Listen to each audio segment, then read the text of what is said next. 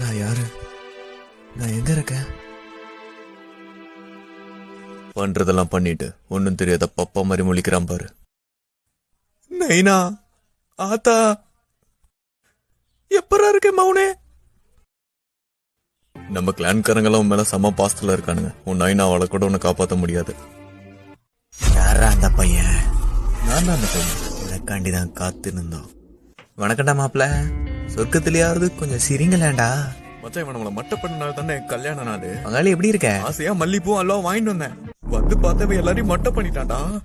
நெல்ரா ஃபுக்காக்கு மௌனே, எங்களை ரொம்ப நேரம் காக்க வச்சுட்ட. நீ பண்ண வேலைக்கு உன்னை கைமா பண்ணி கடைய போறோம்டா. நீ ஏறி ஆடிட்டாச்சி, இது நம்ம காலம். உனக்கு சப்போர்ட்டுக்கு நான் இருக்கேன். இவனா வில்லங்க பிடிச்சவனாச்சே. அடி பொலி அடி பொலி. நீ அவங்க சங்கல செஞ்ச சம்பவத்தை பார்த்து நான் உன்னோட பெரிய ஃபேன் ஆயிட்டாச்சி. இந்த ஆளு திருந்தவே மாட்டான் போல. நான் முன்ன சொன்ன மாதிரி தக்காளி எப்படி முளைச்சதுங்கிறதுலாம் முக்கியம் இல்ல, சமைச்சோமா சாப்பிட்டோமான்னு இருக்கணும். சரி, உன்னோட மௌன விட்டுறோம். அதுக்குன்னு மழுப்புறங்கிற பேர்ல மண்ணை சுட்டு ஏத்திட்டு இருக்காது, சரியா? இப்ப இதுக்கு யாரு பொறுப்பு ஏத்துக்கிறது? அடச்ச, அந்த சனிய சாஸ்கே கையிலேயே நான் சாகணும். அந்த உச்சிக்காகலான சேர்ந்தவனுக்கு மட்டும் என்கிட்ட கிடைச்சானுங்க, கும்மு கும்முனு கும்மி கண்டம் துட்டமா வெட்டி களைச்சு போட்டுருவேன். நாங்க என்ன சீட்டு கட்டா கழிச்சு போடுறதுக்கு?